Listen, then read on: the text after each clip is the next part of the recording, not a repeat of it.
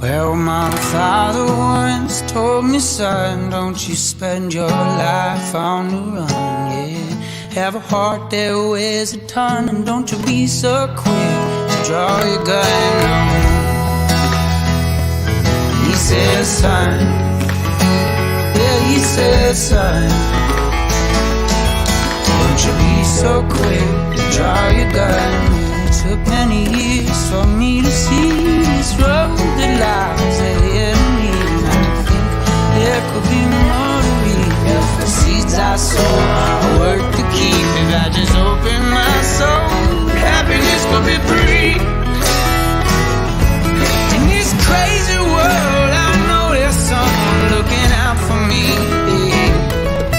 Won't change my mind, old time ain't gonna change my mind. Know exactly who I want standing by my side. Yeah, yeah, yeah, yeah. Ooh, yeah, yeah,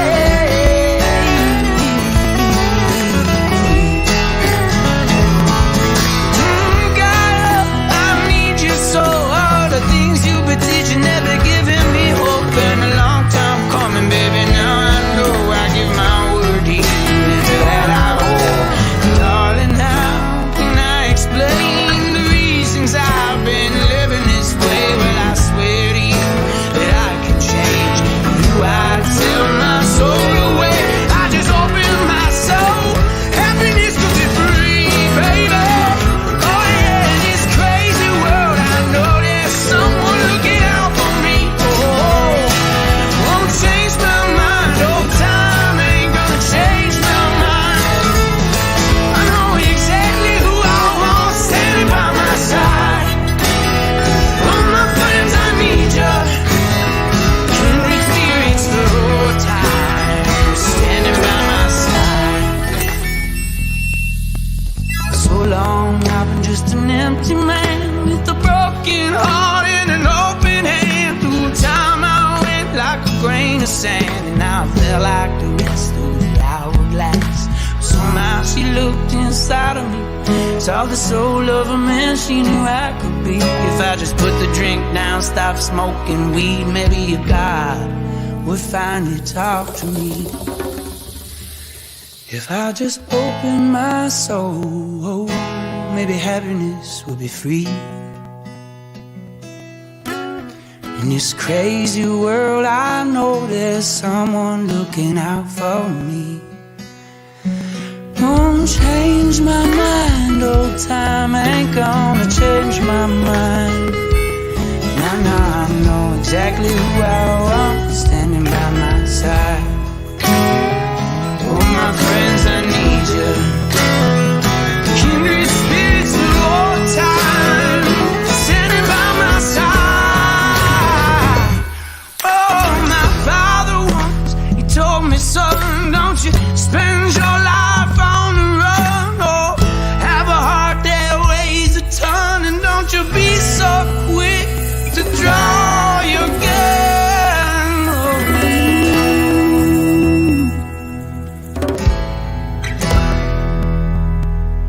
Yeah.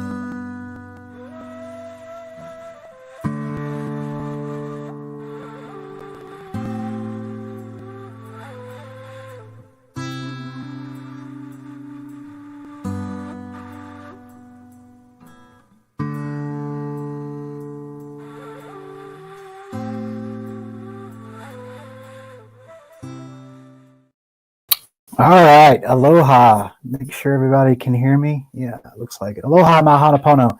Tonight we have a pretty jam-packed show set up for you.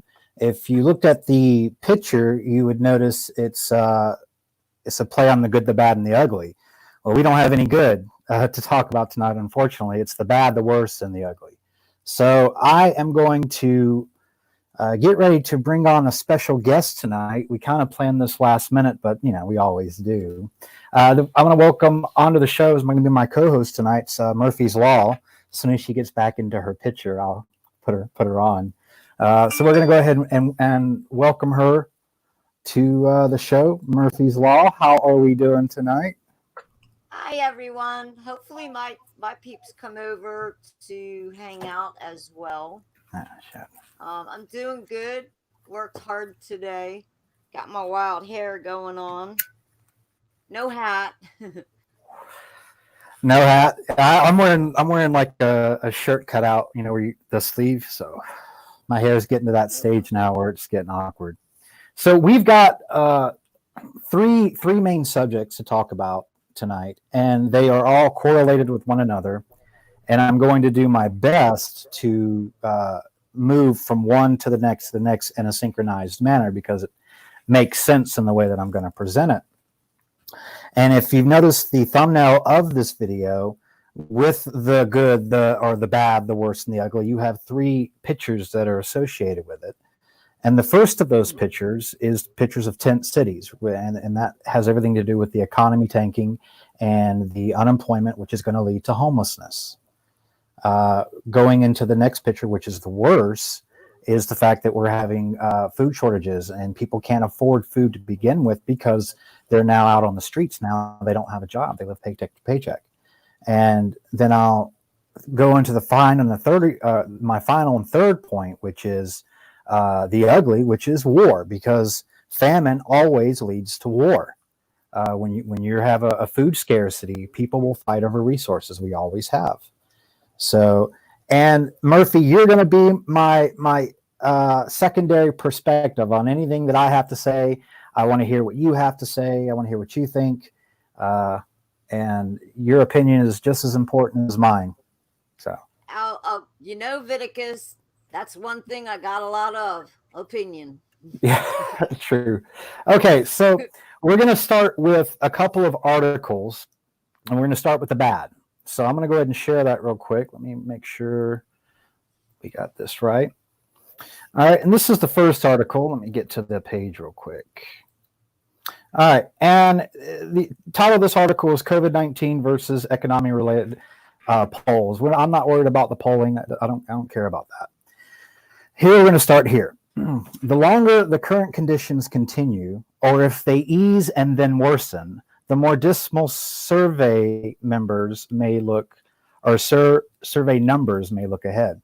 A mid-April Gallup poll showed Americans remain risk-averse about getting back to normal. Around 80% of respondents say they'll wait before resuming normal activities. It's very important. Rural and other less populated areas may ease restrictions sooner than larger urban ones. The longer the shutdown continues, the more restless and eager increasing numbers of people may be returned to without a work and income. But here's the important piece you need to learn. Because most U.S. workers live from paycheck to paycheck, that is to say they have no savings, 75% of Americans cannot come up with $1,000 in an emergency. 45% of Americans can't come up with $500. So even though they live paycheck to paycheck, millions of Americans may be able to pay rent, service mortgages, pay service expenses with loss of insurance, and cover other essential.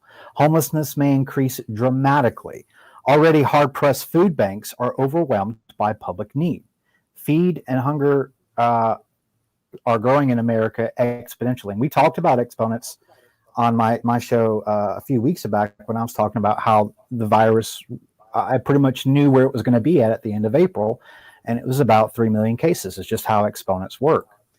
But to turn it back over to you, Murph, I want to get your opinion on what you think is ahead of us in terms of trying to get this economy back to normal. Do you think it's going to go back to normal or what?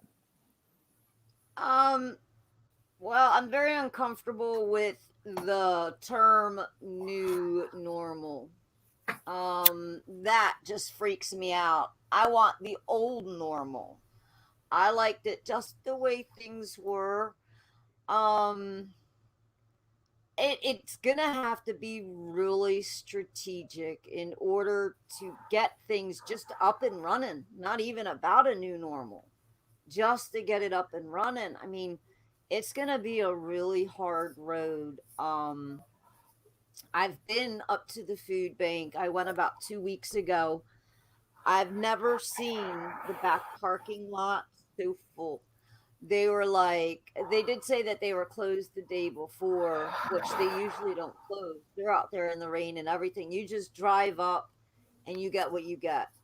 But there was a lot of people there for food, more than I've ever seen. And I was saying on my show, I had, well, Kev gave me a list, and because he's older than I am, a lot. So he wrote me a list, and we have a Lowe's. Sorry guys, I gotta fluff my hair. We have a Lowe's grocery store here, and the nice thing about Lowe's, they should open one in every state, but it gets all the local, like 90% of all the local green peppers, everything. That's what they sell at Lowe's, right down to the micro brew beer. Right. Actually, they have Blue Star or Blue something that they it's a good beer here. But when I went to Food Lion, and I'm thinking possibly because of maybe the stimulus checks going out, where things were slowly coming back, they were stocking up the freezers, they were doing all that. Yeah, there were holes all over again. So I'm imagining the people that don't have $1,000 to spare 500, you can't get kicked out. They're sending everybody a notice. They're saying we're not going to turn your power off for Well, non-pay. that is really dependent on city to city. That's not a state to state thing. They Really? might pass, yeah, they might pass that legislator on a state level, but on a city level, they can overrule that. There are tons of cities that. But here's the thing: it's not that they can't kick you out, even if you do fall under that jurisdiction to where that law sets and it keeps you safe from being kicked out. All they're doing is what's called furloughing your payments, which means at the end of the 3 months, not only do you owe that fourth month, but you owe them that 3 additional months you didn't pay for. And if you don't have a job, how are you going to pay that? I thought there was something in the works, or is it the second stimulus that the landlords are going to be able to get some kind of help? That's Um, that's but that's ongoing with the Small Business Association with but that with but that. how could you kick somebody out if you're supposed to stay at home? You know what I mean? I Right. mean, I get it. There's homeless people. I mean, what are they confined to their tents? Well, the You truth know what I is mean? that we base this whole notion that because there is a law that is passed protecting people, we make the assumption that those that are in power of being able to kick you out are going to follow that. Because you have to understand, we live in what has been perpetually driven into our brains to be a self-centered, self-centric, selfish society. People start realizing, hey man, this person's not paying me. I'm having a hard time paying my food. But I Hmm. know that this one person might be able to start paying me. You're going to have to get out. And they'll just kick you out. They'll fight you in court later. Yeah, But but here's another thing. Don't they have to have a sheriff come serve you to evict you? I mean, if the courts are closed, how could they legally even kick you out except really give you a horrible time and go in it's and a good chain you and question. lock They you can in your cut your truck? power off. They can cut off, because when you're in an apartment, for an example, you might be paying rent and water and stuff like that. But electricity is usually in your own name. And some apartments, especially in major cities where you have 30-story high rises, that electric is all shared throughout the participants of those buildings.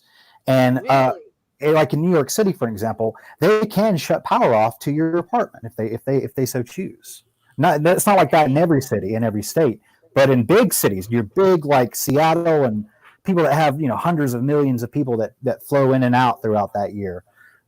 They have I've that. always been in the burbs. I don't know much about cities except they got buses and trains and Right. metros. Yeah. And I've worked in DC. I've worked in, Maryland. I've worked in Raleigh. But living wise, I kind of like, I don't know. I had like an apartment deal once in my life. Well, twice. I Mhm. didn't like apartment living. There's too many picky people. You're making too much noise. Turn it down. Bang, bang, bang. So that right there would just set me off. I mean, the one lady, my roommate and I, we went and we super glued. She was so mean. She would bang her broom, and the people below her had a newborn baby, and the popcorn ceiling was falling in the crib. So let me tell you, us two girls, two bartenders in a pretty cool bar, we got that lady back. We figured she needed to get laid. Hmm. Use your imagination. Well, so Daniel Whitaker, he just brought up a good point. He said he had a neighbor that had a reverse mortgage and she had passed away, and the kids are now squatting there, and the sheriff can't do anything about it without a quarter. It preys on what you're saying too. So that might be a saving grace for a lot of people, but you got to Mm-hmm. think all of these different laws that have been written into effect. None of it is debt forgiveness. It's just debt furloughed, and it's going to be added on at the end of 3 months. And if we stay locked down, uh, which I don't believe we're going to go back to the old normal. I believe there is going to be a new normal. I can't tell you what that new normal is yet, but I can tell you what it's not, and it's the old normal.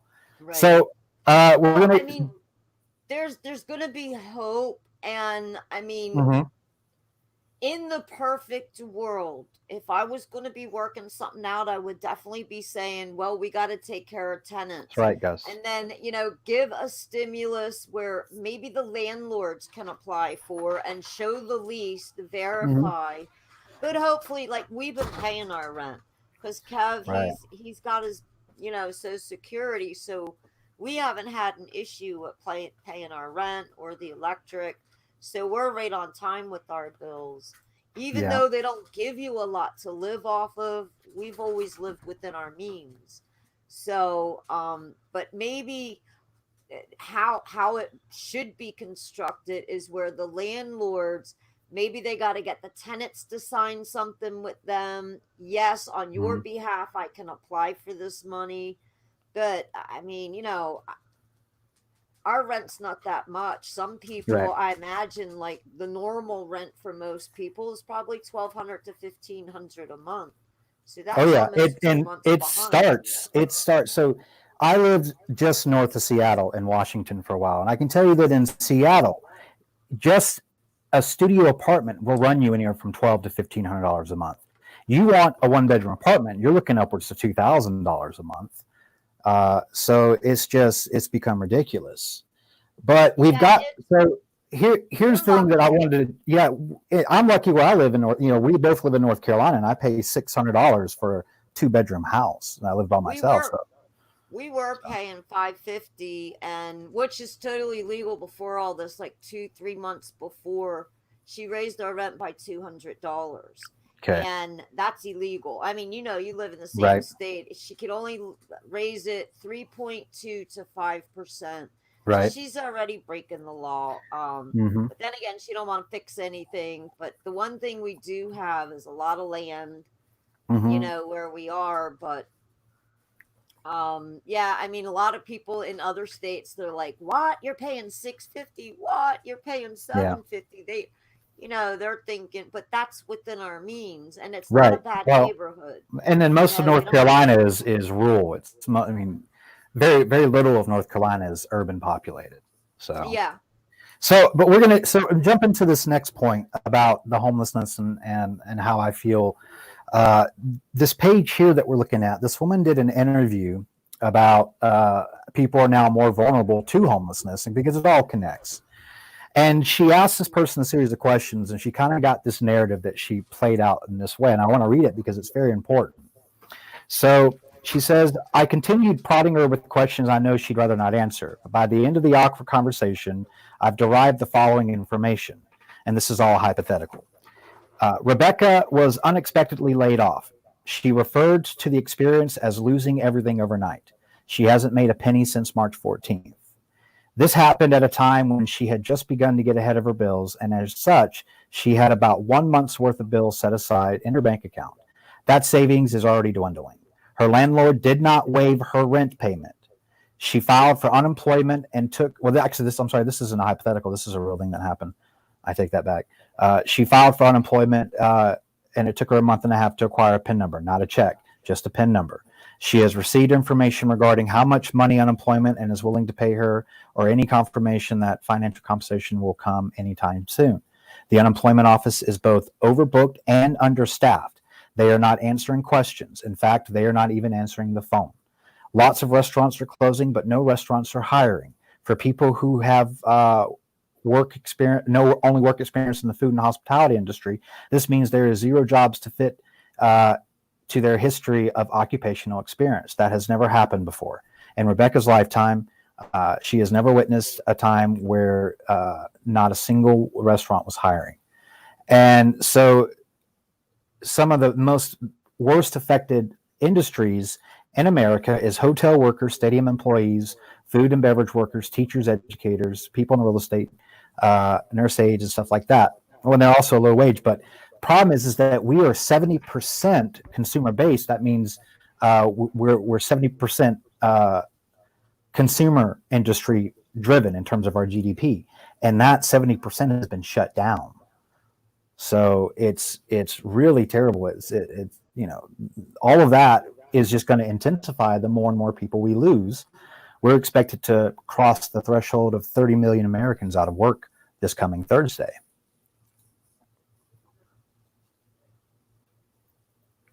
So,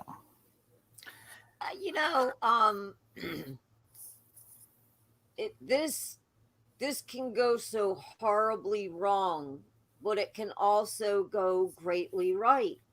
it can. So, my opinion is there's people out there used to making a certain amount of money. People go to college, they might say, "Oh, but I'm used to getting paid $75,000 a year." But here's the thing, you can sit back and you can wait 8 weeks to get unemployment benefits and make zero, or knowing that we need food to eat, you might be able to get on a farm. You got to be versatile. You got to Right. say, hey, well, okay, I can't do this. Because trust me, the government, I'm, I got the MS and I haven't been able to work. So Mm-hmm. trust me, sitting on the coattails of the government is no easy ride. You Right. are going to be kept down. You are not going to have enough money to But survive. Yeah, here's the problem with that you're going to have all is the time in the world, but you got that right now. It gets boring really fast. what So, happens. I have a question for you though, Murphy. What happens when the government, because I absolutely feel that if we don't open up May 1st, we're going to enter what is most likely some form of universal basic income. And the issue is you're going to find a vast majority of the people sitting at home right now will be making more money sitting at home than they did busting their ass with 2 to 3 jobs, working, their asses off. What incentive do those people have to go back to work when they're going to go from making equivalent of about $15 an hour back down to 10? okay, so the universal basic income should be a month to month thing. The extra 600 that you're going to get with unemployment should also be month to month. And just like normal with unemployment, you have to call in, I think, once a week, and you have to Mm-hmm. show that you've been trying to get work. So maybe the government's going to need to hire new people and actually follow up, because they never used to follow up. You could just open up the yellow pages. Yes, I'm all the way back from those days. And then The original search engine. so yeah, and they just you just had to fill in the spot. So the Right. government could actually give more jobs. They could check up on it. And really, I mean, I think when T-Man did take office, America was getting up there. More people were working than ever, and people that had been on the government system and on welfare and they know what it's like to make money. At this point, if I was to go out and get paid $10 an hour, I would still be making, I would get, let me see, that would be 1,600 a month. Okay, I survive on less than 1,000. I don't even get 800 a month to survive on. So for Right. me, it would be doubling, Right. and so it would work out good for me. And other people, like I said, they have to be versatile. They have to be willing to take on some menial little job until we get a jump start on the economy. That's how I would fix it. That's the problems. That's how I would Hmm. fix it. People Right. got to be willing to say, I can, I'll get 1,200 a month or 2,000, or I can make 2,400, which I'm telling you, guys, it gets so boring sitting at home when you have no Mm. money to go out and you have nowhere to go and you can't afford to go see a movie and you've got not even enough to survive. You've got to sit at a food bank. It really sucks. If you're young and you can get out there and you can work, look, maybe it's going to be building houses, maybe it's going to be something, but I would Mm. take what I could find Right. and jump car. I mean, we're all in America. We're all Americans. Hmm. So taking the easy way out and, eating bonbons, watching reruns of Family Guy or something, Yeah. it's But not you're all going to bad. have a huge significant portion of the population that's going to continue to want to do that. I mean, not Yeah. everybody has that grit that people that have had jobs and have, I've had a job since I was 14 years old.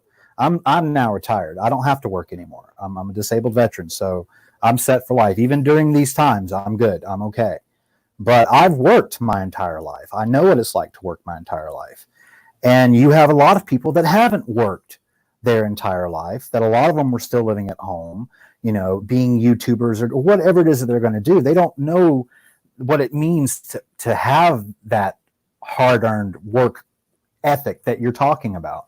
And I'm talking about specifically not everybody, but a lot of people and Fringe's generation, for example, which is why I'm so impressed with Fringe Files, given Yeah, that me she's too. 23 years old. She has got a head on her shoulders that's 20 years older than she is. So, but let's make the assumption that we get the economy back open. Okay, this is going to lead into the worst. We covered the bad, which is the joblessness, the unemployment, and possible homelessness. But let's say that you're right, Murphy. Let's say that we get things back to somewhat. It'll never go back to the complete old normal. We can both agree on that. It won't go 100% back. But let's say it goes back 80%. Well, then what we have now is, because we have a global, a grand solar minimum, and we have an artificially created food shortage because of all these plants being shut down. Now we lead into something that's the worst, and that is hunger. That is food shortages. And I'm going to share this article here, and then I'll bring it up to you, and then we'll discuss it. And this starts off, and it says, of instead of coronavirus, hunger will kill us. A global food crisis looms. This is from the New York Times. So it says the world has never faced, and this is true, the world has never faced a hunger emergency like this, experts say. It could double the number of people facing acute hunger to 265 million by the end of this year. And I think that you can easily triple that because of all the artificial food shortages we have created through the breaking of the supply link, the supply chain. So then it goes on to say, in Nairobi, Kenya, in the largest slum in Kenya's capital, people are desperate to eat, set off on a stampede during a recent giveaway of flour and cooking oil, leaving scores injured and 2 people dead. In India, thousands of workers are lining up twice a day for bread and fried vegetables to keep hunger at bay. Across Colombia, poor households are hanging red clothing and flags from their windows and balconies as a sign that they are hungry. We do not have any money, and now we need to survive, said Pauline Karushi, who lost her job at a jewelry business in Nairobi and lives in 2 rooms with her child and 4 other relatives. That means not eating much. So the coronavirus pandemic has brought hunger to millions of people around the world, including America. You're seeing our bread lines, our food lines. People are waking up for the first time and realizing that they do, in fact, live paycheck to paycheck, that they do, in fact, live hand to mouth. And how quickly they realized that they were living more off of debt than they were prosperity. And so national lockdowns and social distancing measures are drying up work and incomes and are likely to disrupt agricultural production and supply routes, leaving millions to worry about how they will get enough to eat. The coronavirus has been anything but a great equalizer, said Asha Jafar, a volunteer who brought food to families in the Nairobi slum of Kibera after the fatal stampede. It has been a great revealer, putting the curtain back on the class divide and exposing how deeply unequal this country is. And here's the thing, Murphy, is that you can take Kenya and replace it with any other country right now, and those words are absolutely true. The disparity between the rich and the poor has done nothing but increase year after year after year. And even in the greatest, like Trump keeps saying, the greatest economy that we've ever had, the greatest economy in the world, it was the greatest zombie economy in the world, because that's why you have bread lines that are stretching for miles, because we weren't the greatest economy in the world. No country was. We were all built up on this inflated bubble called the everything bubble, and the coronavirus pricked it. And that's where we're at today. So what are your thoughts on that, about the fact that I got all this is leading to hunger? Go ahead. Pickled Pelosi showed us her $2,500 refrigerator. I'm glad she has an automatic deposit for her paycheck, right? Yeah. So that was just horrible to do. Look at all this ice cream. You know what? I just wanted to knock that woman over and dump all that ice cream on that shriveled up prune body. You know what I'm saying? Like, here's your ice cream now. So that was just really wrong, because there's a lot of people that have not. That just shows you how out of touch she is with the people that she's supposed to represent.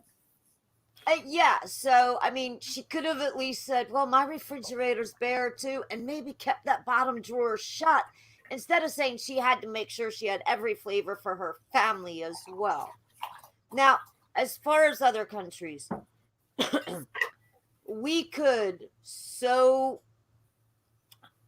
I just don't find problems with the world, but I take the time and think about how to solve them. Now, I'm not a big fan of all this foreign aid, because that just gets lined in people's pockets. Then, like James Biden, he goes over and he's got his hand out. And now he's got a building contract, which I have yet to find anything on that man. On who? Hunter Biden? James Biden, Joe's brother. James, okay. But he got that contract over in Afghanistan to build places. Mm-hmm. So, okay, so who made anything on that? They need housing. You go over, you teach them.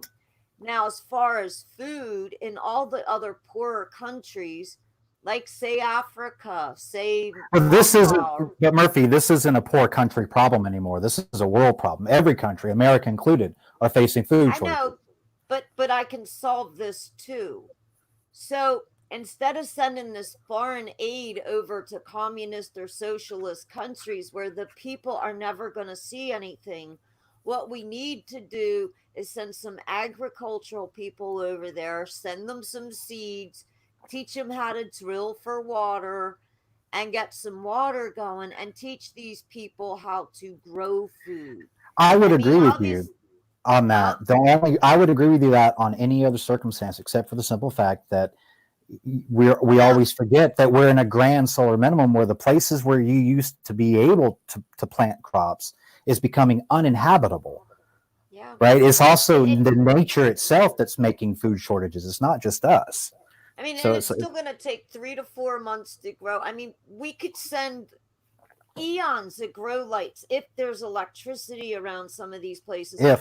I think if all countries, especially right now, encourage their people, please grow a garden. Now, if I got 500 acres and I get flooded out, that's 500 acres of corn. Right. In my backyard, I can grow enough corn. The thing is that we have done that to Africa before. The thing that you suggested, we did just that. Not just us, but the UN. We've done that several times, actually. We've sent them crops and stuff. And what happens is the warlords take these supplies and they divide it up amongst their people. because there's little to no law and order in Africa. That's what's so sad about it. It's okay, just for instance, I knew a friend that worked for Burpee, and every year at the end of the season they have to pull all those seeds, and you know what, they don't even send them back to Burpee. They can't be repackaged for the following Burpee. year. Yeah, well, Burpee seeds, and I'm sure it's with all the other ones. So what they do is at the back, out back at the store, they throw all the seeds in, and they're supposed to hose them down with water. Well, why can't we take those seeds over to a different country? They're free. It's just a Mhm. matter of shipping them over there, and then get Because governments, the reason is governments aren't in the business of humanitarianism. Governments are in the not doing business of increasing and consolidating and expanding power, and that's most every government, and that's the and that problem. brings me to point number 3 there, Vidic, is because in our country, just to get over this hump, everyone should be encouraged to grow a garden right now, because I agree. I may have better bell peppers and I might be able to go at the end of my street with a basket of bell peppers and make some money, and then I can afford to do things, and or maybe to the neighbors, maybe, you know what I mean, maybe they got a few dollars, this and that. So actually that's going to teach me how to get into a small business, Mhm. probably, work, and if I can find something. But I'm trying to, besides wanting us to starve, I can't understand for the life of me why Michigan won't even Right, let their children go out and play in a garden. I feel right. like I'm 5. I feel like I've Well, been sent to my room. yeah, the big preschool. Well, the thing is that they. It's not that they want us to starve. If there is no food to go around and everybody's starving, there's no control, right? But No, if no. you shut things down artificially, you break the supply chain. Just Yep. like Tyson put out a full page ad saying the food supply chain has been broken. Be prepared, food shortages are coming. And the problem is that what better way to control a population when you limit the ability for them to get the foods that they've grown accustomed to getting every day, staples. Yep. And that's one of the easiest way to control people, whether or not you're Christian or Islamic, or it doesn't matter what your religion is. Humans will use religion for control, and humans will use food for control. And that's exactly what's going on. On Well, top, and so they're pushing the vaccine, and you know, Fossey is hooked up with Gates, and they're pushing it. Everybody gets a vaccine, and the thing is that no, everybody's not. So the oh, what? resistors, people like me that are saying no, no, I'm not letting you put something into my body that hasn't Oh, a been vaccine. tested. Oh, you said the scene. I was like, what are we Yeah, talking because about? yeah, if you say the vax, then sometimes they mess with your stream. But so yeah, I can see where they're gonna use it for control. But there's gonna be people that are gonna resist it. And underneath the Geneva Convention, and I just saw something the other day on this. A doctor was saying it.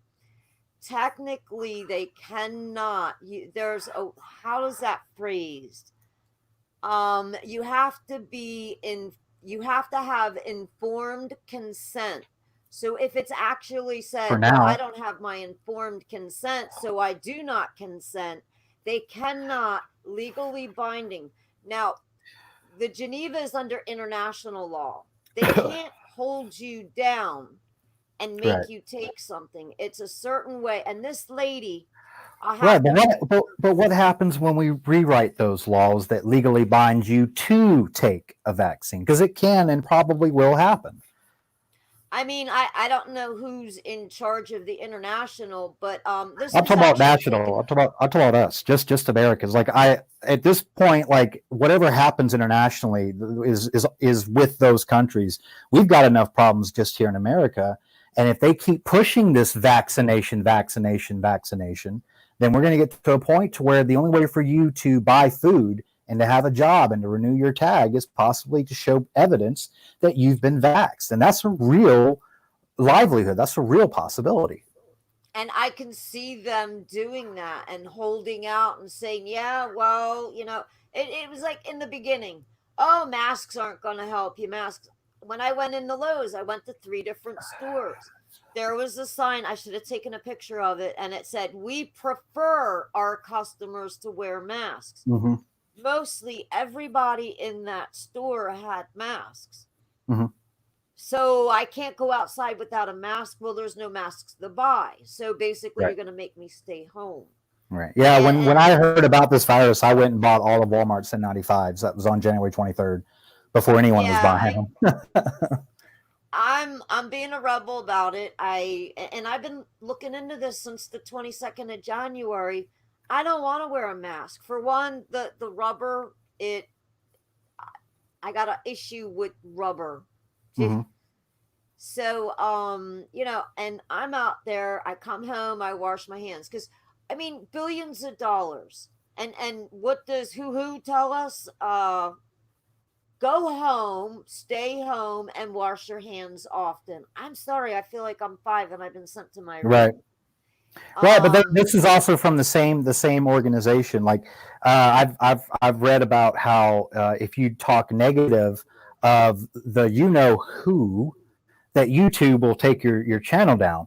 But look, the second in charge of who said that it's more likely or not they're going to have to go into people's homes and rip them out of their homes and put them in a separate place to quarantine them in a safe and dignified manner.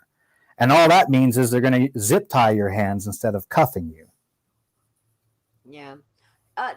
Daniel Whitaker brings up something good. I've lived immune suppressed for 20 years now, not even had a cold in that time. I do wear a mask at times and always wear gloves in public. And I never touch my face. Those things work.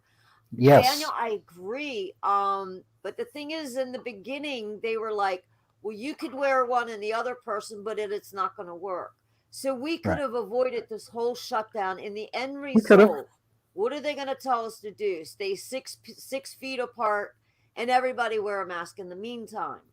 Well, that is a law, and that is a law in a lot of states now. We could have avoided this whole shutdown. Why weren't they prepared? Billions because billions either this government is the most incompetent government we've ever had in 2,500 years of civilization. No, because they got hold on. Let me make the point. It's either that they got caught with their pants down big time, or it's more of a planned thing than it is something that just spontaneously happened. I feel like this government has misled people on purpose. It either purposely misled us or it accidentally misled us, and I don't know which one it is yet. Time will tell. That was my point I was trying to make. Okay, so it's not the government, because see, we have these organizations that we donate a lot of money to, and this isn't like the first time it's ever happened since 1918, 1917. We just had a pandemic, 2-3 years ago? Right. So it's not like surprise after 100 years. We have pandemics about every 2 to 4 years, whatever it is. So but we don't have global pandemics every 2 to 4 years. Well, the H1N1, that was a pandemic. The but it wasn't. But they weren't global pandemics, though. But they were still pandemics. So sure, I agree. Isn't like a big surprise. These people should have known, and this should be their protocol. Right. The government is only as good as the people that are informing them, because diseases, this is what they do. This is why they get all the money. Well, it's Thomas Jefferson said that, look, the people will get the government they deserve. When you have a dumbed down population like America has, you elect dumbed down people. And that's on every aspect of the aisle. That's Democrats and Republicans alike. I basically, look, our government has a lot of flaws. We need term limits. We do. We need to end the career criminals. But on this one instance, I mean, I'm going to call it the way I see it. Had the organizations that are in charge of this, I agree with you. You're talking about that. Had a protocol for whenever this would strike. And maybe this is a good thing because this will put it in place for the next one, because we know that we're always going to be plagued with bacteria and viruses. Right. And So that's actually perfect. Murphy, if I could stop you right there, that goes right into my next article, if you would allow me. Like, just perfect. Perfect. So we're going to share this. This is, speaking of one of those organizations that we're not really supposed to talk about anymore, the UN. This came out, and how spot on you are. Just, I'm going to read this real quick. Let me pull it up. There we go. So, as famines of biblical proportion loom, the Security Council urged us to act fast. So, nothing that the global spread of COVID-19 this year has sparked, noting that the global spread of COVID-19 has sparked the worst humanitarian crisis since World War II, Executive Director of the World Food Program, David Beasley, pointed out that depending on crises, more frequent natural disasters, and changing weather patterns, saying we're already facing a perfect storm, talking about this year. As millions of civilians in conflict-scarred nations teeter on the brink of starvation, he said, famine is very real and dangerous possibility. Mr. Beasley painted a grim picture about 135 million people facing from hungers at worst. But then it goes down to here. Where am I at? A link between food and security. Here we go. Is that, look, when you have organizations that should have done this, who should have declared this what it was. But the problem is that we were already facing a food shortage, and the coronavirus exacerbated this. Now listen to this. Director General of the Food and Agriculture Organization said, where am I at? All right, wrong one. Anyway, so the problem is that because we got caught with our pants down, because the different organizations that you're talking about didn't have protocol and stuff. The thing is, they did have them in protocols. They have all these protocols, all these plans that they wrote, Murphy. well, why didn't we use them? We didn't use them, right? Why? That's the question. That's the question that people need to be asking. Why? Okay. Was it incompetence, or was it like on purpose? It was deliberate. If you look at pretty much the leaning, the left, the right, if you look at that in itself, you see where they negligently, purposeful, didn't do what they should have done. And come on, I mean, I'm not a virology or I'm not in a microbiology, but I am just some poor schlep in America that's saying this didn't make any sense. We've had this, and they've when the end result is something that they could have done. Look at Sweden as a model. Sweden did not lock down. Well, they did. They have a soft lockdown. That's misrepresented. They do have a lockdown. It's just a very soft lockdown. The only country that has no lockdown is the country Belarus. It's the only country that has no lockdown whatsoever. I wanted to bring up something real quick. Southern Bell said that there's no protocol, and I wanted to correct you on that. There's actually several protocols. You can look them up. They're well written, well planned out from the 70s, from the 80s, from the 90s, and the early 2000s. There have been planned pandemic protocols in effect for many, many, many, many, many years. The problem is that whenever we get to that point, they weren't enacted, they weren't followed, they weren't organized and presented to all the government. Say, okay, here's our plan for this, because we have one. It was never presented, Southern Bell, and that's the problem. There are protocols, they just weren't enacted at all. Okay, so if you look at the swan flu, when a different president was in, they didn't shut everything down. They, you know what I mean? They were like, oh, well, we got to jump on this. And a lot of people wore masks. So why wasn't that the same for this one? Yes, we didn't know. Yes, we had to take precaution.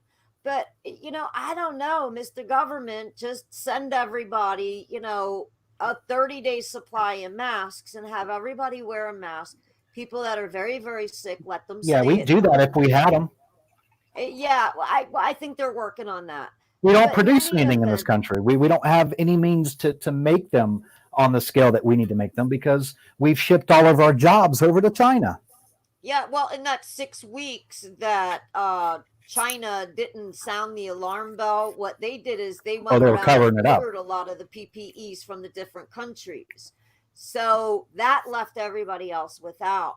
But they can, if they can be making all these ventilators, then they can switch everything over to make masks, get those people back to work. But Yeah. what I'm saying is, they didn't suggest anything like they're suggesting right now. And I believe the Mhm. swine flu killed way more people. And it was Oh, like in that's with any disease that we find and discover. It'll always be greater than what we know about. But the swine flu had the potential to be a massive pandemic like the Spanish flu. It just didn't. Oops. But it had the potential. but in 100 years we've never closed the whole country down. So No, this is why I we haven't believe done it in the history of our world, as far maybe as this we was know. the insurance policy. You know what Who I knows? mean? Maybe this was Well, the last ditch effort.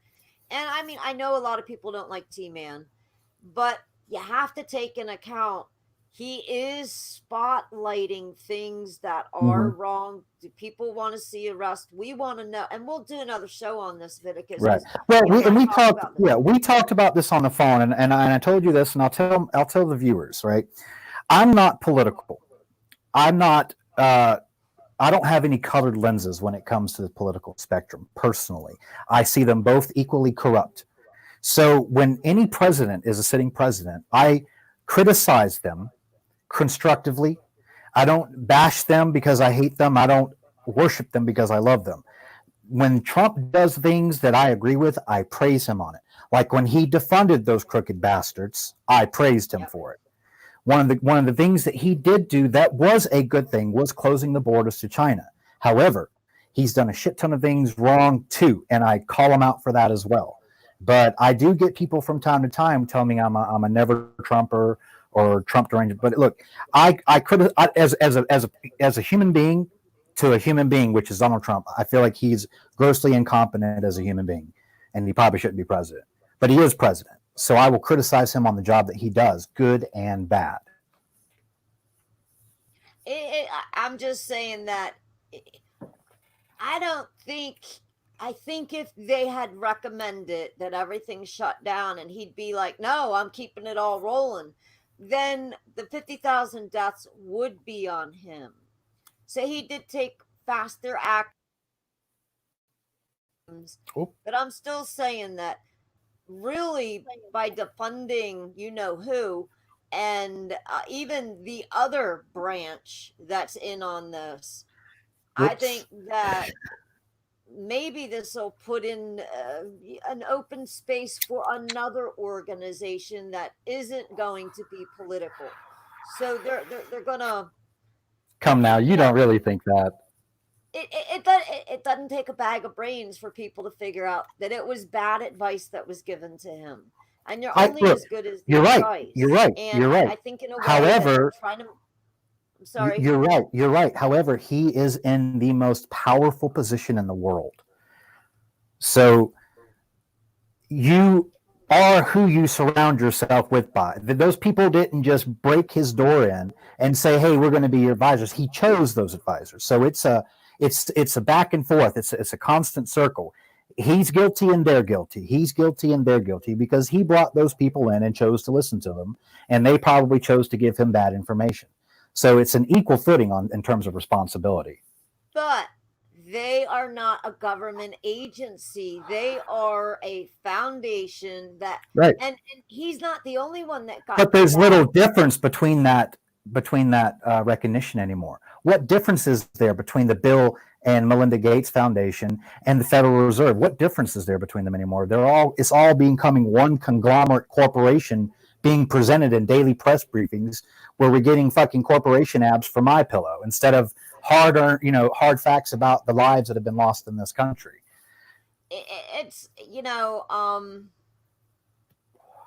they're just bad organizations. They were constructed before I mean, there's so many things screwed up. The man's only been in office a little over 3 years. And Right. I mean, this is like 40, 50, 100 years in the making. And Right. Well, the truth is we have a pandemic like this every 100 years anyway. On average, you look all the way back to 600 AD, roughly every 100 to 125 years. Sometimes it's an 80-year difference, sometimes it's a 125-year difference. We have a mass pandemic where it affects the globe. It happens every 100 years. The problem is that humans as a whole, it doesn't matter what your job is, whether you're a politician, whether you're a president, a teacher, or a baker, we tend to forget very easily our own past and the events that had shaped the humans that came before us. We forget it very easily. And that's one of the issues that we have with our government and every government across the world is we forget our history. Okay, so I just really fast, I'm pulling up an article. And I'm going to read it. It's from Live Science. How does the COVID-19 pandemic compare to the last pandemic? There are some key differences between the 2009 swine flu. So this was a fizzle. This we can't even compare it to the 1917, 1918. Well, they're all coronaviruses. Yeah, but that one was really, really bad. Now, did we save lives by doing what we did? Probably. But, we just had a small... The swine flu was way worse than this. So that was just in 2009. Well, no, see, but you can't say that. You cannot say that this is worse because we're still in the middle of it. Say that when it's over with is the problem. We and I'm not just you, but a lot of people do this. We start saying, "Oh, I got so angry because so many of it's just the flu, bro. The flu is worse. The flu is worse. The flu is worse." Now it's not. Now it's worse than the flu. Last pandemic, right? But I'm saying, you cannot make the assumption that the N1H1 was worse than this because it's still ongoing. It's killed how many people in 4 months that we know of? Well, if the swine was worse than this, of course, I mean, we didn't know it at the time, granted. It might be worse now. It might be worse currently in our current timeline. But you can't say that it overall is worse. They didn't know that the swine flu was going to be as bad as it did, but still they didn't shut countries down. And it's not just our government. We're talking 190 countries are shut down, ground to a halt. Not just 210. one. Wasn't just China. It wasn't just us. We're talking about all of the countries. So that's we've never done that, right? We've never done that. So if we didn't do that for N1H1, if we didn't do that for swine flu, if we didn't do that for bird flu, if we didn't do that for avian flu, we didn't do that for the Spanish flu, what makes this so different, right? There's so much speculation because we still don't know what's going on really. If this virus is 10 times more deadly or if it's being used as a cover for something way more sinister, which I think is going to happen anyway. I think that's already a plan. But the thing is, follow the money. We're already at the threshold in terms of deaths that our government said would be the new numbers, right? The new low ball number would be 60,000, maybe 50,000. We're almost at 60,000. And I think we're going to continue to go up and up and up and up. And so the thing is that when you have a country that's locked in, you have 210 countries locked down, Murphy, like you said. And food scarcity and food shortages, artificial created food shortages, grand solar minimum created food shortages, guess what it leads to? It leads to war. So exactly. I want to share this, and this is from our Secretary of Defense, Esper is. And this was a recent article. It was March 19th. And he says that Esper has a dark vision for the U.S. conflict. It makes it more likely. I honestly believe we're going to go to war with China. That's my thing. This is the ugly. So we have the bad, which is unemployment, joblessness, lack of income, and homelessness, right? Combined with the worst, which is food scarcity, food shortages, inflation, deflation, all of the inflation, stagflation, all of that will eventually lead to conflict because it always has and it always will. Humans don't change. So he says here that, and get this is something that's already happening on the down low. They announced it a little bit, but not a whole lot. He's like, I would like to reduce troop levels in Afghanistan because I want to do, and this is what he said himself.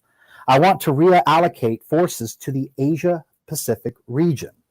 While the U.S. Taliban agreement was under negotiation, all of these places where I can free up troops, where I could either bring them home and allow them to rest and retrain, and then reallocate them to the Asia Pacific region to compete with the Chinese, to reassure our allies, and to conduct exercises and training. So Trump also just reactivated 1 million reservists. And for people to understand, our army is only 1,285,000 soldiers strong. We have our entire army activated. And that's what they're not telling you on TV right now. We have 1,285,000 soldiers in this country. 1 million of them were reservists. We now have 100% activated military for the first time since World War II. Even during the Korean War and the Vietnam War, we didn't have 100% of our armies and navies and coast guards. I'm sorry, of our army. 100% activated. The one thing that America has always had on its side is the fact that the citizens can have firearms for the most part, unless you got yourself in trouble and you got some issues there. So to invade a country like ours, we're like the biggest apple, because you gotta then worry about the citizens. They don't know what class we are. They don't know how many sharpshooters we have, how many, what the retired veterans got into after they stopped serving. So we got a lot of this going for us. So maybe we don't have a very big army. We do have some great ships and all, not a whole lot of people that know how to operate them. But if we ever withstood any kind of invasion here, I think the people would definitely give invaders, I mean, not like we could do anything with, things dropping from the sky at us. But if anybody entered the land, the one thing we do have is, okay, you got Kevin I here. He's much better at stuff than I am, bang banging and everything. So, but they have no idea. I'm like, am I any good or am I not?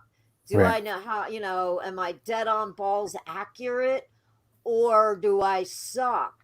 So I think that's the one thing that America has always had on its side, was the fact that we do bear arms.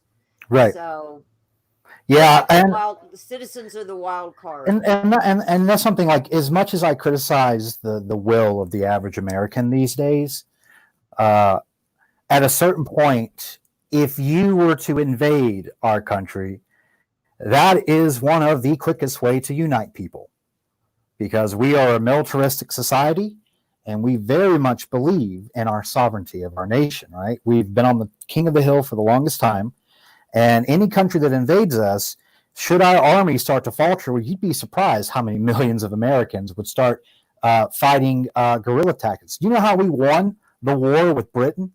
Before France ever declared open war and became our allies, we defeated the British through guerrilla tactics, because we couldn't face them on the open field. We didn't have the manpower. No country could face Britain on the open battlefield. Not some ragtag little string of city states that wanted to become a nation. We beat them through guerrilla tactics, and it would be the same thing. Americans would go back to guerrilla tactics. They'd start sniping the shit out of people that know how to shoot. I'm with you on that. I mean, we still got some idiots out there that want to be gangster like and point it this way, and Right. that's just basically going to be a count there. But it's they would have to be silly, but I mean, all roads will I lead agree with to you. it. Food shortages have always, or lack of food, Yeah. have always struck up war. I mean, Yep. because you get the people that they start getting restless and there's civil unrest and it's like, oh well, whoever they want to blame for whatever. And then what does war do? Well, it's a plan of depopulation. It's really about nobody really wins in war. I mean, it's all about a body count. That's it. Well, the ones that win in the war are the ones that send people to fight in their stead. So I've got this video I want to show, and it just highlights more so what I'm trying to stress, that war with China is coming. Now, the video I'm going to show is about an hour and a half long, but it's a documentary, but we're only going to watch the first 5 minutes and 5 minutes and like 25 seconds of it. And it's just an amalgamation of clips that's leading to this overarching third point of the ugly, which is world strife that's set with war. So I'm going to go ahead and share that now, and I'm going to make it on the big screen.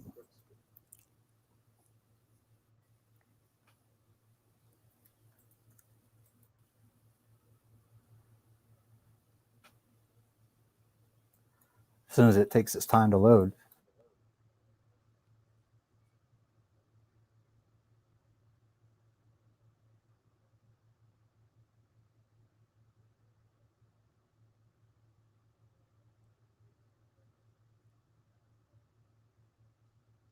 Would that work better if you maybe took it off of that screen and let it load on the tab?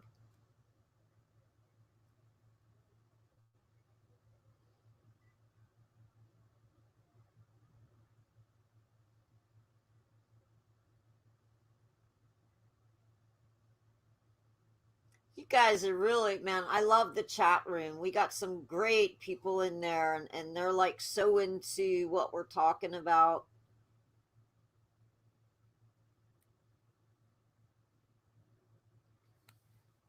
Well, I'm not entirely sure what's going on, so let's try that. I muted my mic because sometimes it picks up the audio on it, but I don't know what's going on. It's a really good 5-minute clip, and I'm really hoping that it plays. I don't know what's going on. Refresh it before you put it I up did. on the screen at all. Just X that out, delete it. Your share page, delete that, and try to get it up on a tab. It might come in better for you. I don't know. I'm still new at all this.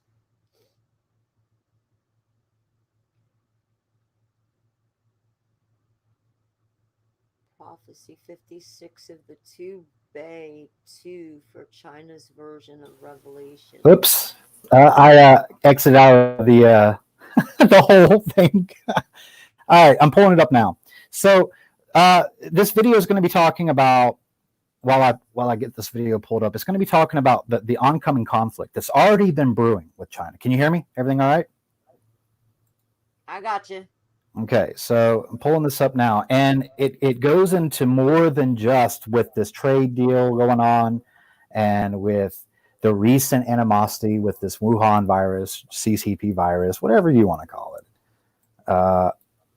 Here we go. All right. Yeah, appreciate you guys' patience. Oh, it looks like it's going to work.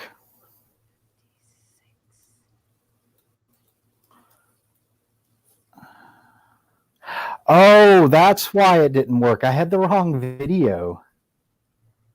I had a video that I removed on, and that's why it wasn't playing. No wonder. Duh. Okay, I'm going to share this now. That was my dodo moment. All right, so we're going to share it. So listen to this, folks. Just the first 5 minutes.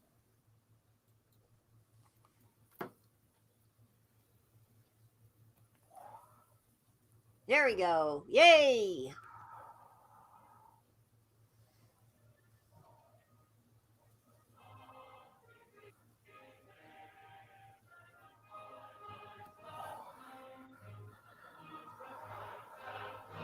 Do you have any sound with that, Viticus?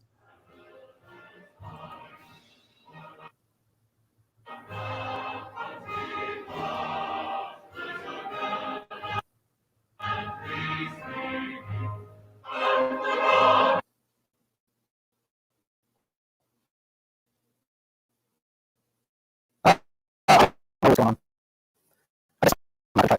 Now.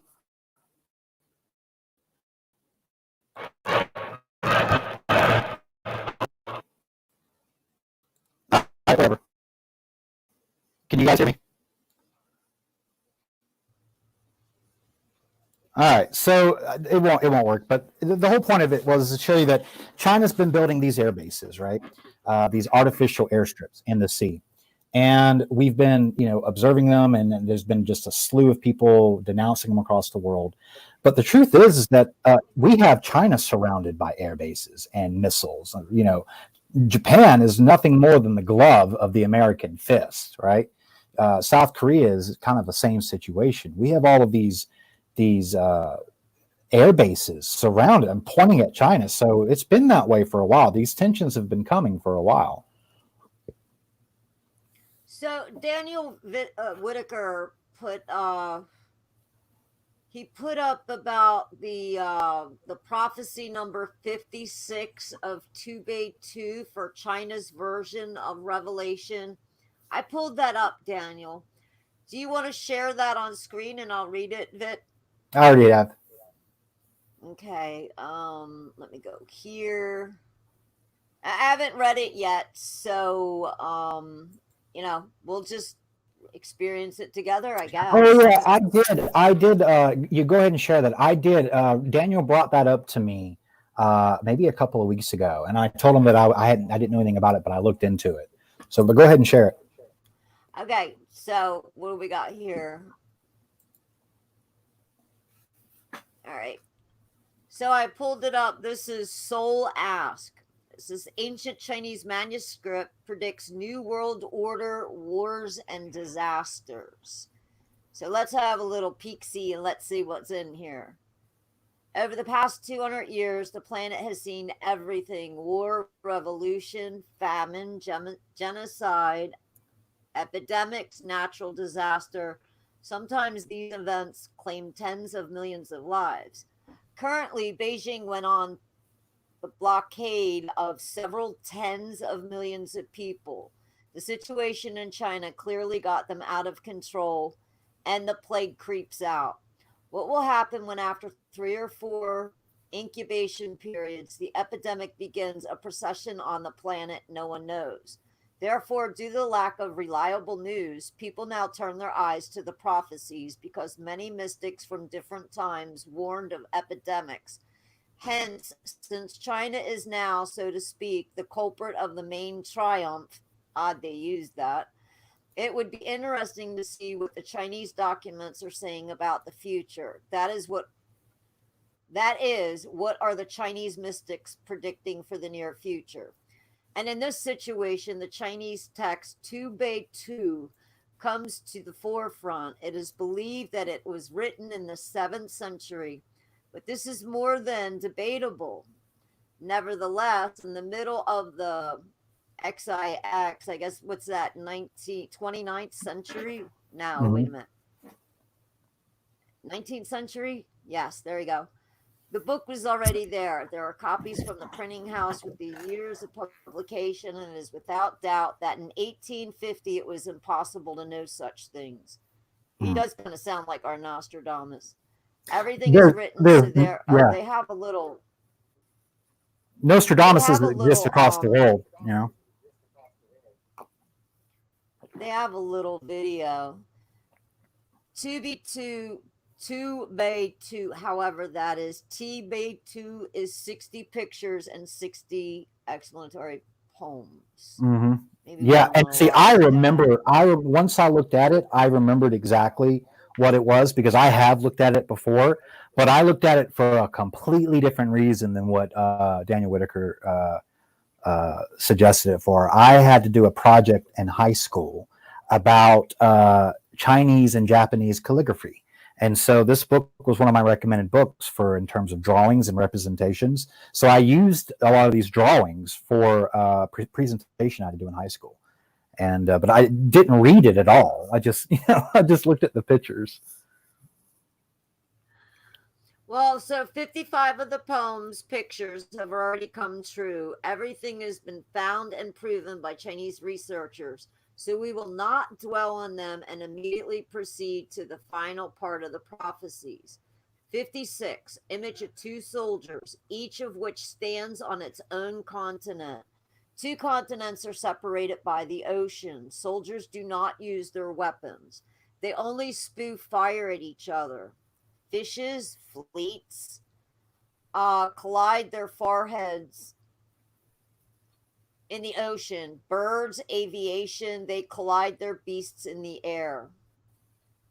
Yeah, I know where that's going. Verse. Leaflets are not birds. Swimmers are not fish. War does not depend on soldiers. This is a technology game. Millions of miles of deadly smoke, mushroom on top and fire below. A look from the imagination of people. The big problem is not solved, but the problem becomes even bigger. Image of a child pouring water on a fire. And the verse is, in an extreme situation, everything will turn upside down. A 3-foot child will make all foreigners bow. When they fight in the blue west and red east, a man of God will appear who brings peace and stops the killing. It will be an incredible genius from the middle of the two, but more pro-Western, so all wars will end forever. That does sound like our Revelations. Right. And of course, 58. yeah, people should already know what I feel about prophecy. I've already explained that, but go ahead. Image of 4 people holding bows and arrows in their hands. Bows and arrows represent strength. They all hold official seals in their hand. In ancient China, when government officials attended meetings, they all had to keep their seals in their hands as a confirmation of status. This image indicates that there will be some kind of new global organization. So Which I have no doubt. 2 steps away from that. Yeah. And the thing, who is it? Who is it? Is it Gus? He brings up, he says, don't refer to Nostradamus. It's too vague. Look, they're all vague. You show me a prophecy person that gives you an exact time and date and exactly what's going to happen and doesn't describe it in such a way that you can literally fit thousands of different events under it. Everybody is vague. That's why they're prophecies and not predictions. Yeah, this was back in the 1800s. How did they know about a mushroom cloud? You know what I mean? Right. Well, we didn't have any of that technology. But again, I believe that prophecy is nothing more than the last remnants of knowledge that existed before we reset society last time. And those prophecies are nothing more than what humans are capable of doing when they get to a level of sophistication to be able to do it. So, but that's my personal belief. You know, you're welcome to whatever you guys believe. We're all guessing. So, I found that video, Murph. After you're done with this, we'll share that video. Okay, yeah, there's just a couple more left. I'm not going to go into the poem, but 59, image of a man who sprinkles something from a cup. This image indicates that the person will act accordingly to the will of God. Well, who's God? You know what I mean? You got to always ask that.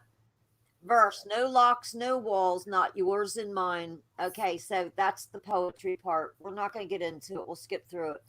And then on 60, the image of a man pushing another person from behind.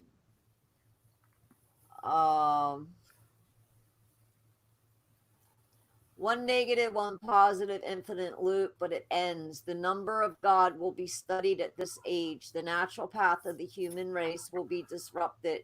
Too many things to say here. Pushing a person from the back, forcing him to rest is actually sometimes good. I mean, this is almost like our Revelations. but that's what they have on it. And Well, it's like Christian revelations. I wouldn't say our revelations. yeah, okay. The Bible's revelation, our Bible, that Christian Bible, no matter what version. Yeah. So, but they're kind of there, and like I have Native friends, so even my Native friends, Well, the you Hopi know, like prophecies. the Hopis, Yeah.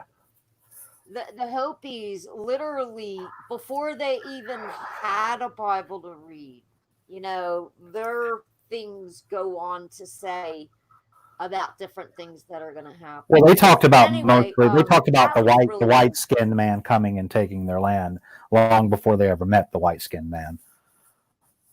So, all right. Yeah, no, So, Daniel, I liked going down that rabbit hole. Thank yeah, you for yeah. sharing that. Look, there's Let's no see. such thing as a diversion on the show. I have stuff that I have pinpoint topics that I want to hit on, and as long as I get point A and point B and point C discussed at some point, which we already have, I'm okay with any discussion diversion that you guys want to bring up. To include what Gus wrote, he said that the system was used for thousands of years, and I don't know what specifically he means, but I'm going to take a gander and stab at you talking about the political system and the economic system. And the literal foundational system of what we call society has existed since the Sumerians created it about 8,000 years ago, right? But I truly believe that that wasn't the birth of civilization. I believe it was the restart of civilization, the rebooting of civilization. And this system that we've had in for thousands of years has never went away. And to me, it was the greatest mistake of humankind. And that was that when we created civilization and society, we broke humanity up into four parts called a caste system. And those castes exist today. And unless you're a preacher or a pastor, unless you are a senator or a House representative, unless you are a business owner, you are the largest caste, and that is laborer, and that's most of us. And they've been using that system for Do you thousands know of who years. you do you know who you'd want to get up on the panel with that whole reset thing? Drop is actually a remote viewer.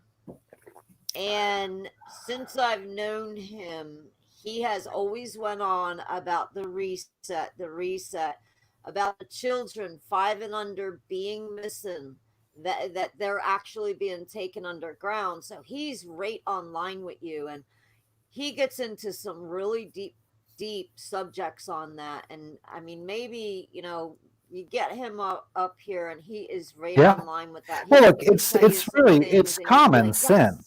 It's common sense. Like it's not even. It doesn't take a great leap of faith to think that we haven't had several ages of civilizations. You know, we've proven that human beings have been around on this planet just like you and me for 130,000 years. Now, where did 127,000 years of that history go to? Right? We didn't just sit in caves for 120,000 years and do nothing. If we're the exact same as we were then as we are now, you mean to tell me that we didn't have grand, vast civilizations before that weren't wiped out by asteroids or nuclear war? It took thousands of years to repopulate the Earth. It's absolutely plausible. And and what would happen, like, say something like that? I mean, a lot of the writings would get lost. People would have to go to folklore, and that Mhm. would be the history. And But that's so why yeah, it's I called mean, I folklore, totally because it's agree been with you. forgotten, right? And I've discussed Hmm. this on several streams that because the human psyche does not like to remember things on a on a human conscious scale, we don't like to remember things that are so traumatic that it literally altered the way of our lives forever. We forget it. So after several generations of something like a comet or an asteroid that wiped out their predecessors, over time, what was factual history became myth and became legend and became folklore, and now it's just whispers and rumors of something that has long since been forgotten. So I agree. Brian brings up this. He says, I believe in a creator, but man does not understand it. Man is a bunch of puppies that drink too much water and run around tainting everything. Religion is only man's attempt to define a creator. Now, here is why I 100% agree with that. And I'm going to go into it a little bit philosophically, and then I want Murphy to respond to this. We have, and let's look at this on the macro scale. We have an entire world that we view and that we experience, that we have defined ourselves. That is to include what we call trees. That is to include what we define metal as. That is to include everything from birds to trees to dissecting the anatomy. All of it's man-made. We all invented these words and definitions to these words as to superimpose ourselves on this environment that we're experiencing in the hopes that we understand it, because man's greatest fear is that which he does not understand. And the truth is that is all of life. And that is why we are always so confused in life, is because we're trying to make sense of the senseless. Any title that you give God was a man-made invention. The words were created. So any version of God that you see in any religion is a man-made created concept of that which they do not understand. If there is a God, it's not the Christian God that Christians worship. That's a man-made God. That's a man-made interpretation of what they think God is. God says in his own Bible many times, would not know the will of myself. Yet Christianity spends its entire energy on trying to explain God's will. It's the same with Islam. It's the same with any religion that has created these gods to try to understand them. They're man-made. Now, if there is a grand creator, we don't understand it. We've never seen it. We've never experienced it. And if we did, we wouldn't be able to write it down. So could Christianity be based off of a grand creator? Maybe they have some aspect of it, but it was all written. Everything is written by man. Our entire construction of reality is an illusion, because we define reality by 5 things: what we can see, what we can taste, what we can touch, what we can smell, and what we can hear. If it does not fall into one of those 5 categories, we do not call it reality. Yet this entire reality comes from the back of our minds. It's projected out from the neurological phenomenon that's happening in the back of your brain. So we're evoking this into existence. If there were no eyes on planet Earth, no one could tell you that planet Earth was here. There'd be no one there to observe it. So what do you think about Brian's point? I'm going to let you take over for a second. I'm going to use the restroom real quick. I think the human psyche, we're always asking why. We're always going to be like children. And God is a title. King is a title. President's a title. So that's why so many different religions give God a different name, or the creator. But which name is right? Right there from the get-go, there's a division. Not everybody could agree that God's name is the same name. Now, is it because there's Greek writings and Israel writings, and maybe something is lost, or was it purposely done? We're never going to know until the end. Now, in my mind and what I'm learning through Bible study, I ask the questions. I go through, I had a stumper today. I did an hour and a half of Bible study. I get to do 2 a week. But, I question, and my study group is so cool because, I'll go and get online and I'll be like, okay, what did the Old Testament say? What did the New Testament say? What does the King James version say? So I look at everything. Mhm. I think it's even if it's a thought of how our lives end, that many people think when we die we go to heaven. Many people say when we die, and I even asked them, I said, okay, so when we die, if people aren't going to heaven right away and everybody has to get judged at once, where do our souls hang out? Is there like a meeting lounge? And these people are elder than me and they're really in the religion. I'm like, is there a meeting lounge that everybody kind of hangs out, the souls do, and they wait? But I think in our minds that we have to, I like to think of heaven, my parents' porch, having some homemade Lipton iced tea with a lemon in it, and watching, just looking out over the beautiful grounds. Right. So, if that's my little piece of heaven, I'm going to do things as well as possible in life. I'm going to try to be the best person I can. And I've really screwed up in life. We all have. You got We all have. people. But when you're So, able to apologize, learn from your mistakes, and I think if religion isn't anything but to keep us human and civil, otherwise, we would be a bunch of barbarians. We didn't have to answer to anybody. We could rape, we could pillage, we could steal, and there would be no final, how would I say that it? still happens every day today. It's happened since the beginning of time. That religion has no effect on that. That happens regardless if there's religion present or not, because that's in human nature. Just as easy it is for a man to lay his life down for another, it's just as easy for that same man to take his own life or to take someone else's life. It's that evil and goodness exists in humans all across the board. It's our choices that makes our light where it shines, whether it's dark or light. But religion, and then like I said, there's always two sides to every spectrum. For every good that religion brings, a bad follows. It's a balance. Religion can help you live a moral life, but it's still coming from you. That religion hasn't changed you. You changed yourself. And as much as religions help, they hinder. More people have died in the name of the Christian God than every other religion combined. So where there's good, there's bad. I agree. So I finally found that video that I was talking about earlier. I'm sorry, what did you say? There was a delay. The group that I study with, I mean, there's a lot of people out there that want to say they're a Christian. They can drop links. They can drop links on Luke 1, 2, and this and that.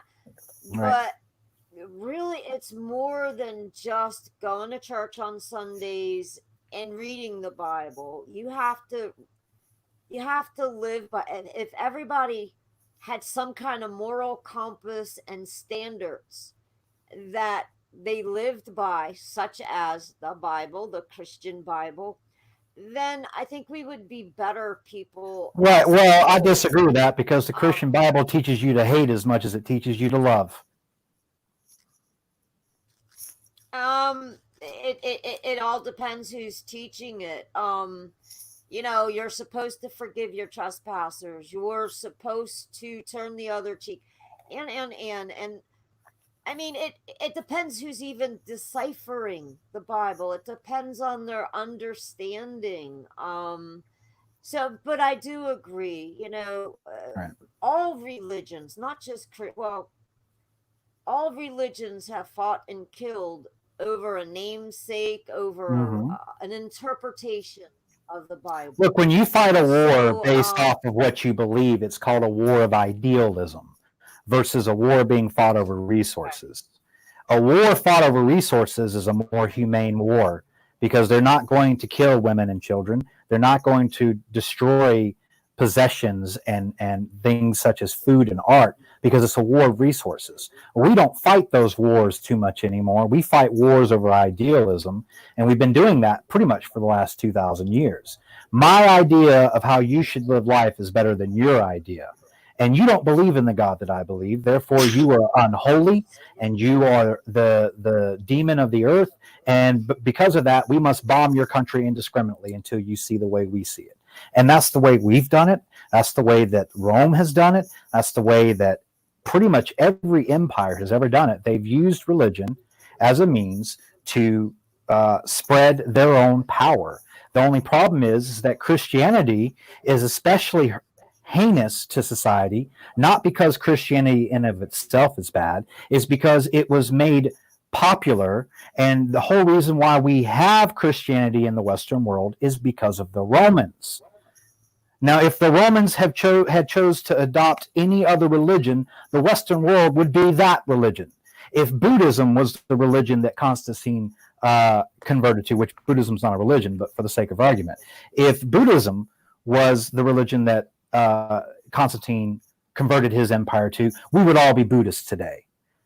And it would be a militarized version of Buddhism, because what is Rome but a military industrial complex? It conquered the entire known world. So they took a very peaceful religion about Jesus and God, and they militarized it. And we've been doing it. We've been carrying on that battle for the last 2,000 years.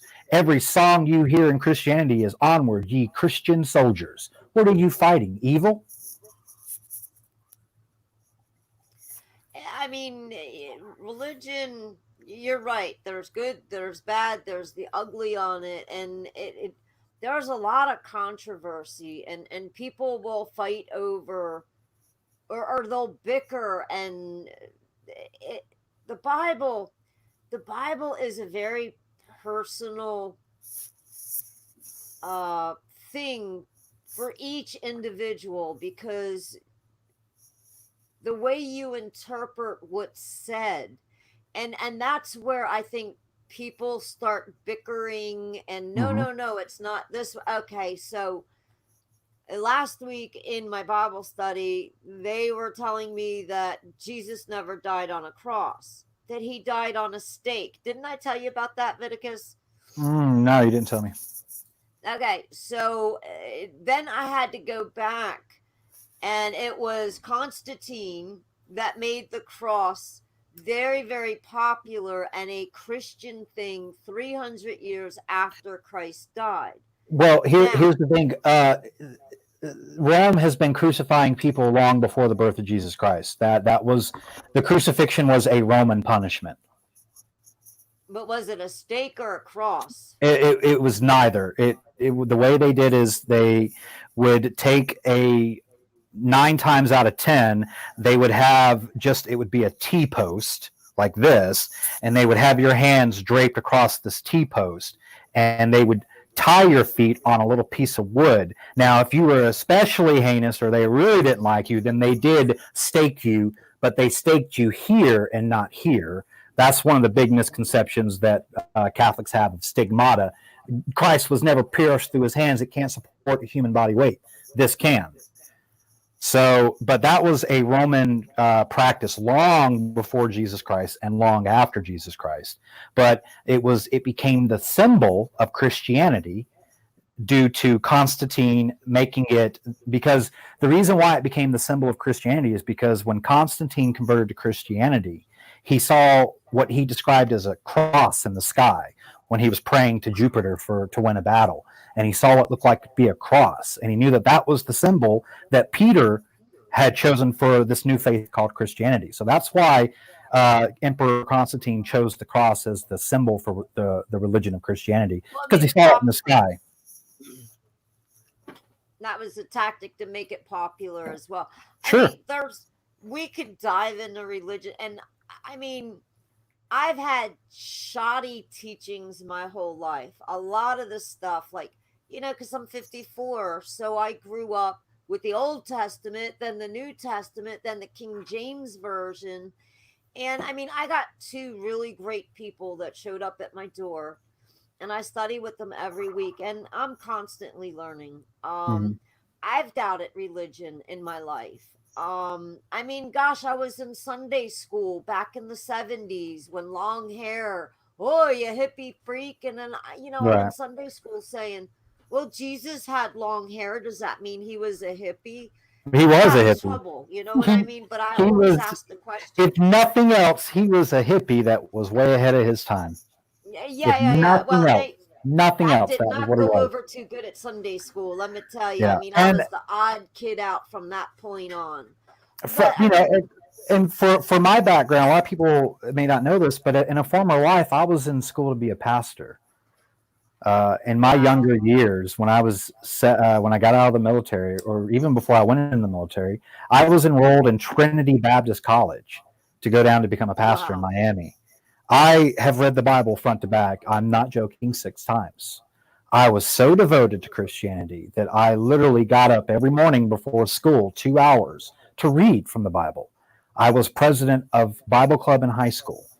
So I went the opposite route. I woke up and I realized that no one religion is right, that they're all flawed and they're all written by man. It doesn't matter how much you claim your words are divinely inspired. They're all still written by man, who is by their own definition fallible and full of greed, corruption, and guilt. So Yeah. that's why I take all religions with a grain of salt, because none of us really know which is right. We're all guessing. And when we die, we'll find out. Well, all in all, whether people believe in God or not, I mean, I would think that you would want to just you would want to treat others as you would want to be treated, and until a time that says, okay, well, I can't have nothing to do with you. And it's a very spiritual, for each individual. They have to take out of it what works in their head, what they understand. Mm-hmm. And if it doesn't do anything, I just hope it makes human beings, Well, and I to can I be can get behind kind. that. And Look, I'm not against any religion existing if that religion can produce good people that want to do good. It doesn't matter if they do it for a God I don't believe in. It doesn't matter if they do it for a purpose I don't believe in. The simple fact that you're trying to be better than you were the day before, I'm for anything like that. So, as all a right, kid, I went to church because I had to. My right. mother always sent You us were a to church. druggie, This time around, I sought after. I prayed for yeah, eyes to see and ears to hear. right. And then, some people showed up at my door, and I'm like, okay, why not? Because I haven't really gotten it up until this point, and now I'm getting it. So I don't know if it's the people that I study with that is making it so great for me. And even if there was no heaven, I said to them today that the Bible studies are making me a better person.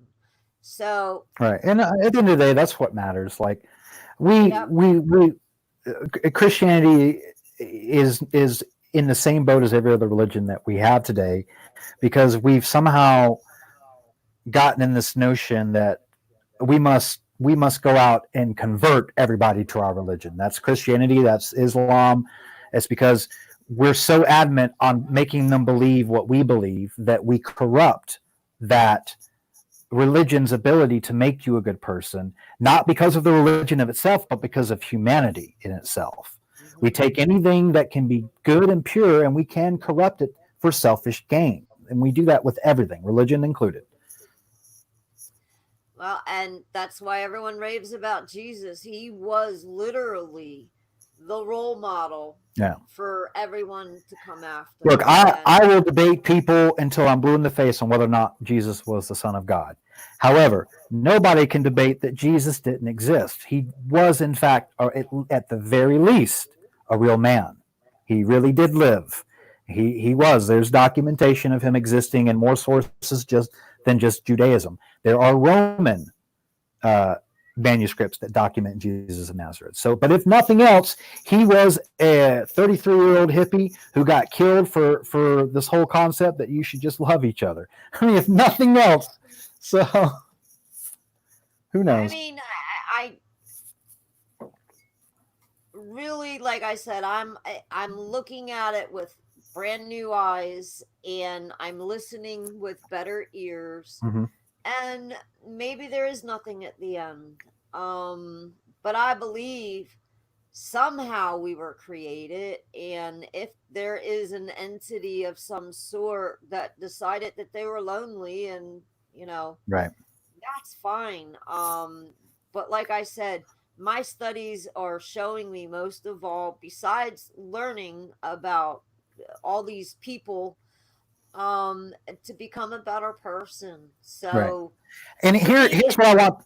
If I don't mean to cut you off, but here's what I want people to understand: the people that are watching this live stream and people that watch this replay. I'm not a Christian. I don't believe what she believes.